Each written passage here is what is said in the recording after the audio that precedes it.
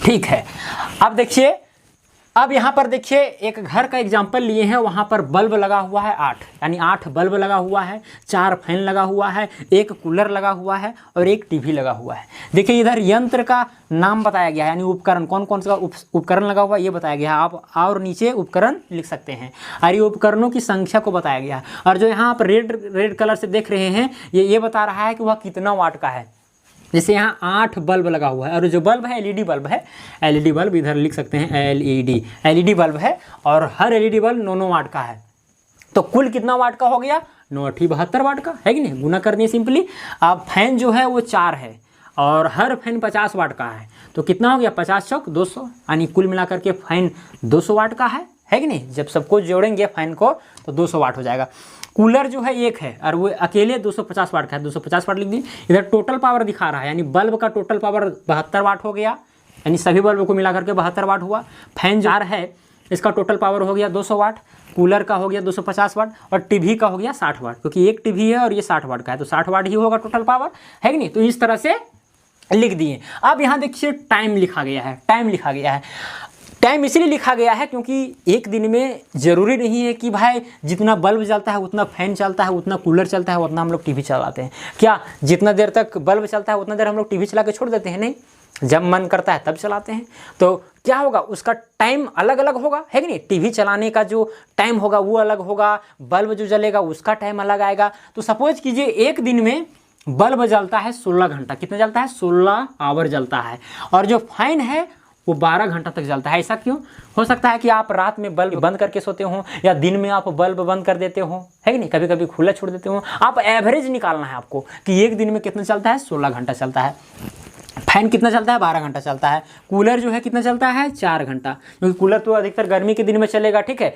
या फिर क्या बोलते हैं कि दिन में ही हम लोग चलाते हैं 3-4 घंटा, जिसमें ज़्यादा गर्मी रहता है उसमें कूलर चलाते हैं, तो समझिए 4 घंटा एक दिन में चलता है।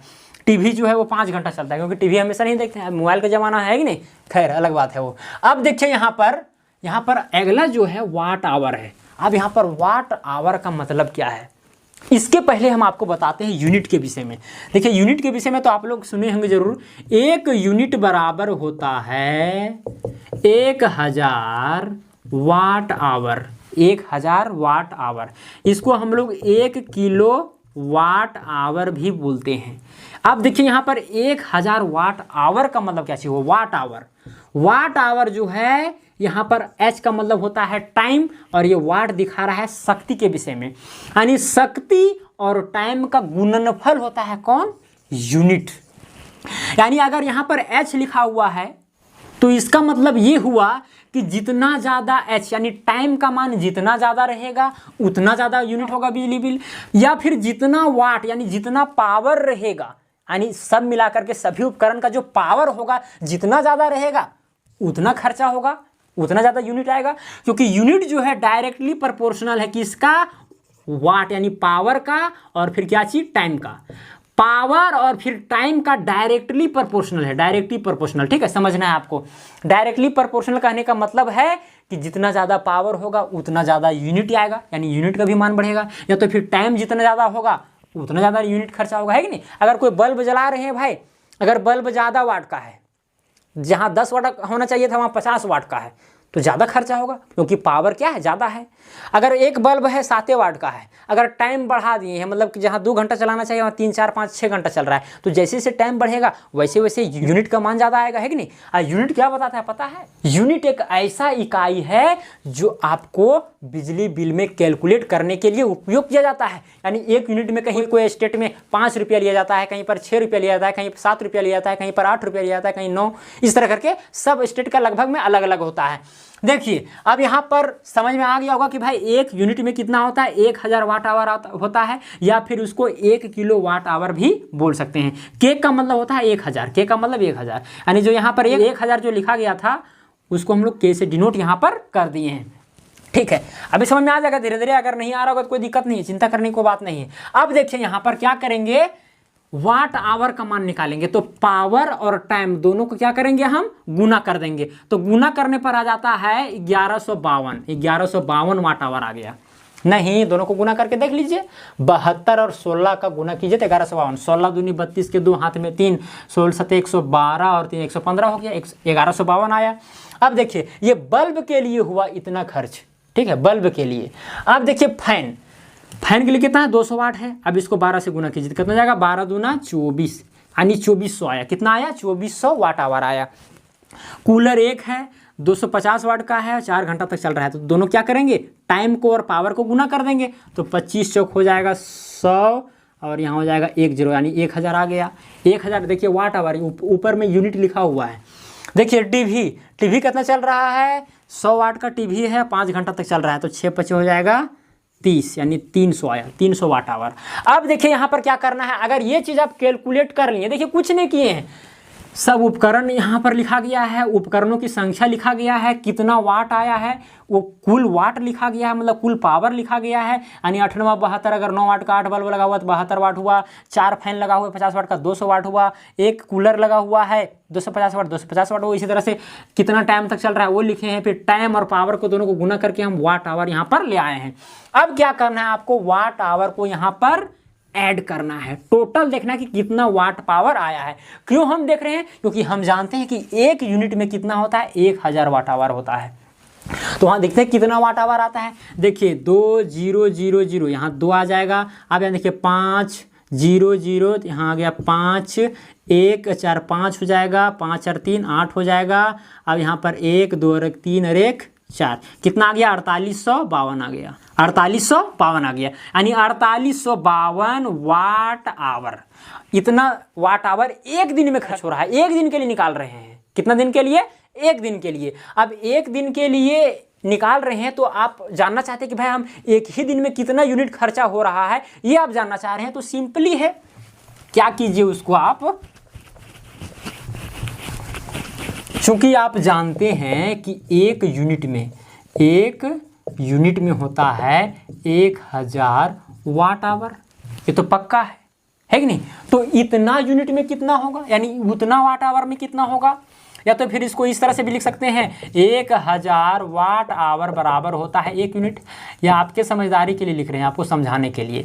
अब 1000 वाट बराबर होता है अगर 1 यूनिट, तो 1 वाट आवर में कितना होगा, 1 वाट आवर में हो जाएगा 1/1000 यूनिट हो जाएगा।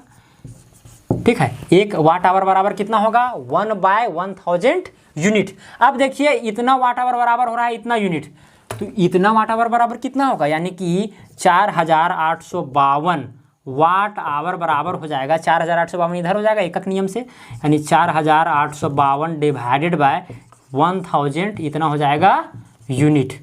कोई दिक्कत। अब यहाँ पर इसको भाग दीजिए तो क्या आ जाएगा, 4.852, यानी इतना यूनिट आपका एक दिन में बिजली खपत हो रहा है, इतना यूनिट, यानी 4.852 यूनिट। अब चाह रहे कि ना भाई एक दिन में कितना खपत हो रहा है, कितना पैसा खाएगा बिजली एक दिन में, वो अगर निकालना चाह रहे हैं तो जितना यूनिट है उसको आप जितना, मतलब एक यूनिट में आपके स्टेट में कितना लिया जाता है उससे गुना कर दीजिए। सपोज कीजिए मेरे स्टेट में 6 रुपया लिया जाता है, 6 रुपया। ठीक है, आप देखिए लिखेंगे चूंकि एक यूनिट में कितना लिया जाता है, 6 रुपया। कितना रुपया, 6 रुपया। तो इतना यूनिट में, यानी कि 4.852 यूनिट में कितना लिया जाएगा बताइए। एकक नियम यहाँ पर लगा हुआ है, छठा सातवां चीज है, तो हो जाएगा 4.852 इंटू में हो जाएगा 6। अब जितना आएगा वही हो जाएगा आंसर। नहीं, यानी देखिए इतना यूनिट आपका एक दिन में खर्चा हुआ जब ये इतना सारा उपकरण लगा हुआ था और इतना टाइम तक चल रहा था, तो इतना यूनिट खर्च हुआ था। उसको आप क्या कीजिए, जितना आपके स्टेट में चल रहा है एक यूनिट में कितना आपको पे करना पड़ रहा है उसे गुना कीजिए। तो मेरे स्टेट में 6 रुपये चलता है, तो हम इसलिए क्या किए, 4.852 को 6 से गुना किए हैं, तो उतना रुपया क्या आएगा, बिजली बिल आएगा, है कि नहीं। एक दिन का बता रहे हैं, एक दिन का। अब वहाँ गुना करके देख सकते हैं कितना आ जाएगा, कितना है वहाँ पर 4.852 इंटू में क्या है 6 है। गुना कीजिए, 6 दूना 12 के 2 हाथ में 1 6 25 30 और 1 31 हाथ में 3 बच गया, 6 8 48 48 3 51 हाथ में 5 6 6 24 और 5 29। 3 अंक के बाद क्या है, दशमलव है, 1 2 3। देखिए 29 रुपया कुछ पैसा आ रहा है, 29 रुपया कुछ पैसा, समझिए 29 रुपया आ रहा है। 1 दिन का। अब आप चाह रहे हैं कि नहीं हम 30 दिन का निकालें, क्या निकालें 30 दिन का। तो क्या कीजिए, 1 दिन का अगर इतना रुपया आया है तो 30 दिन में कितना रुपया आएगा, इसको सिंपली क्या कीजिए 30 से गुना कर दीजिए। इसको क्या कीजिए आप सिंपली 30 से गुना कर दीजिए तो हो जाएगा, अगर हम 30 से गुना करेंगे 29.112, इसको हम क्या करेंगे 30 से गुना कर देंगे तो वो उतना रुपया आ जाएगा 30 दिन में।